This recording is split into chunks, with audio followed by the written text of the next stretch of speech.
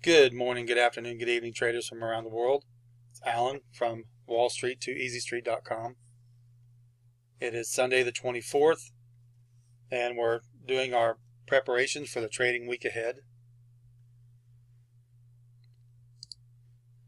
First thing we do is we bring up an economic calendar and make note of what news events coming out that may affect our trades. The two big things this week, of course, is China syndrome, whether or not that'll still be driving the selling of the dollar. And also we have the Fed monetary policy that'll be coming out in 3 days. That's going to be the big driver of the week. So a lot of times heading into FOMC, the markets get kind of sideways as traders kind of wait and just position themselves for the upcoming news from the Feds. So it may or may not be a good beginning of the trading week. Also, something that I don't mention very often, but I do every week, is every trade that I've taken for the month, I take a snapshot of just as soon as I close the trade. I do this so that I can go back and review the trade and what the candles look like at exactly when I had taken the trade. As you know, the nature of a tick chart is when you close the tick chart out and reopen it, it starts feeding data from the right side of the chart backwards, so the candles will appear a little different. So I like to have a snapshot of exactly what the chart looked like when I took the trade. And so I always like to go back and review the charts and see how my trading has went. A lot of times what you'll see is your breakout trades may be failing a lot, where your pullback trades may be doing better. So on the upcoming week, I may make some adjustments and kind of back off the pullbacks a little bit, or back off the breakout trades and kind of look for more pullback entries. Or it may be the other way around. It may be that the sudden moves in the market are doing the best, so I may focus a little bit more attention on the breakout trades if my recent breakouts have been doing well. So this is something that I just go back and do, and I review each one of my trades, take a look at them, and determine if I traded them well, or maybe I jumped in too early, or did I miss something. So I always like to go back and review them.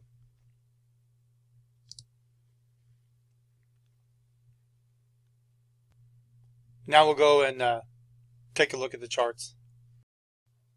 As we start our trading week, we want to keep in mind the biggest things that are going to affect the market this week. One, of course, still being the China syndrome. Whether or not that'll still be in play or not, we won't know till the markets get opened up. And the other one is FOMC that'll be coming out in about middle of the week. So we want to keep those in the back of our mind. In the meantime, as we start to look for trade setups, before we even attempt to enter any trades, as scalpers, we need to answer 4 questions. Where are the buyers? Where are the sellers? Where are those trapped traders going to be? And who is in control of the markets? We need to know those 4 things before we even begin to look for trade setups. So we want to identify those areas on our chart. You can switch to a higher time frame if you like. Sometimes that'll help out. Or just scrunch your chart up, depending on how much data you can get in your chart. So you can see here we had buyers in this area, some more buyers in here, and definitely had some buyers here. So that area we want to mark on our chart. This area all across here.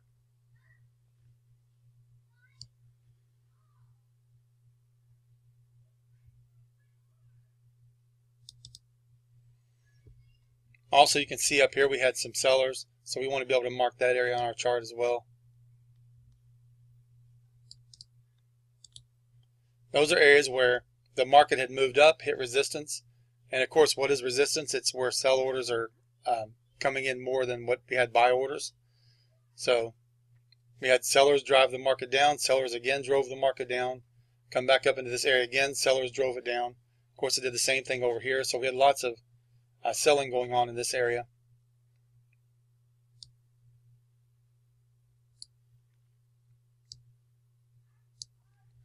In the near term, of course, we had quite a bit of problem the euro had moving up along here because of the sell orders. So we want to mark that area again on our chart for a little bit more detailed view. So we want to be aware of these areas. There were sellers there before, there were buyers here before. So as the market, when the market opens up today, we would expect the market to either move from here down into this area and then bounce up, or we'd like to see it either move up to here and maybe bounce back down again. That's kind of what we would expect to see. Go ahead and remove these.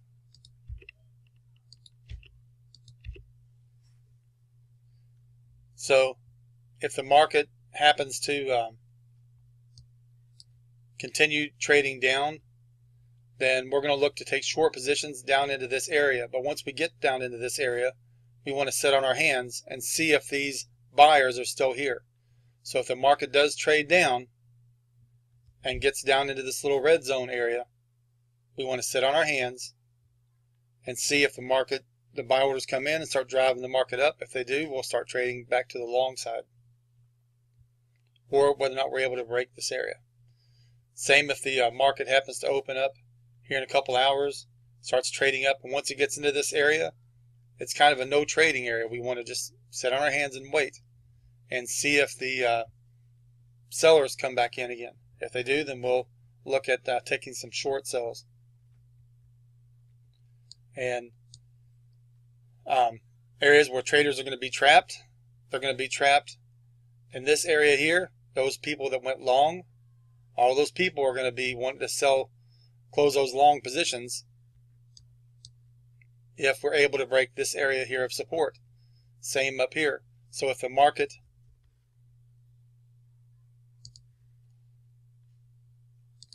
was to move down and break this area, we'd probably be looking for something like this. And then at this point right here,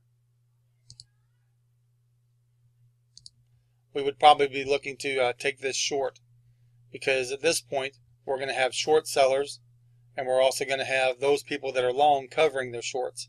So we'll have that double pressure driving the market down. Same thing up here.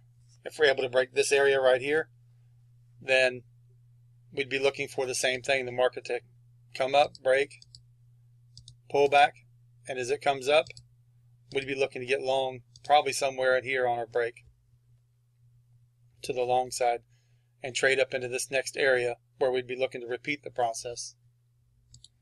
So at this point, we've answered where are the buyers at and where are the sellers at, and where the trap traders are going to be.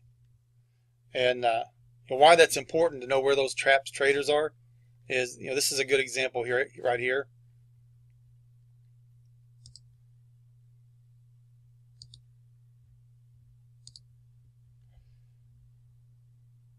And all these people that were trying to short in here because of this big move down that we had a lot of people that were in here trying to short the market, and here trying to short the market.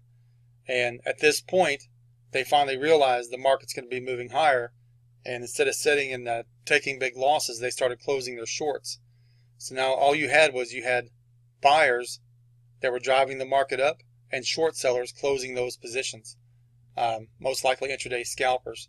They were closing here, and that's what caused this big spike up. So in watching this, as we go to break out, we would try to get entered long here, preferably on a pullback.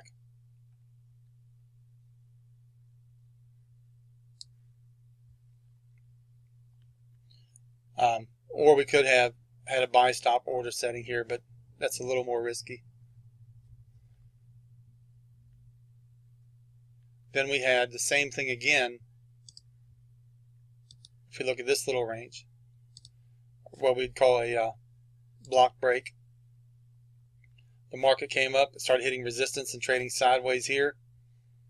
At this point, the market started to move down, and when it broke this area, that's when your intraday scalpers realized those that were going long in here had to cover their long positions.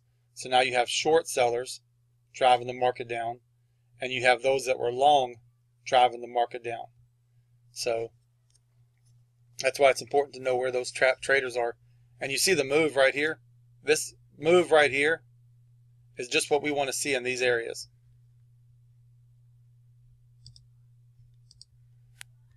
We want to see us break, retest, and head down again and enter our short position for our block break short.